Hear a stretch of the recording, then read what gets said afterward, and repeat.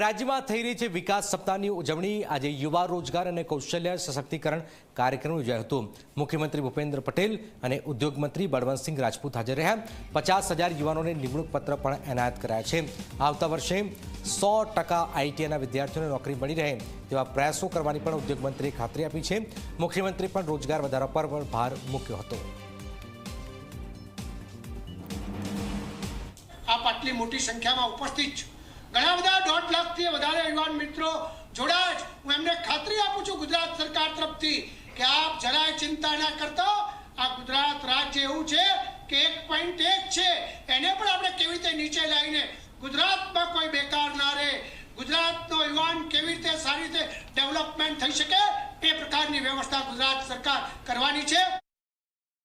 રાજ્યની રોજગાર વિનિમય કચેરી દ્વારા 658 ભરતી મેળાઓનું આયોજન કરીને 57,502 ઉમેદવારોને રોજગારી આપી છે। સ્કિલફુલ અને આત્મનિર્ભર ભારતના વાહક યુવાનોને રોજગાર પત્રો એનાયત કરવાનો આજનો આ કાર્યક્રમ યુવા શક્તિના પરિવારમાં દીપાવલીના આર્થિક ઉજાસનો અવસર બનવાનો છે। કૌશલ્ય વિકાસ માટે મજબૂત ભાગીદારી સ્થાપવાના હેતુથી 100 થી વધુ ઉદ્યોગ ભાગીદારો સાથે એમઓયુ પણ થયા છે।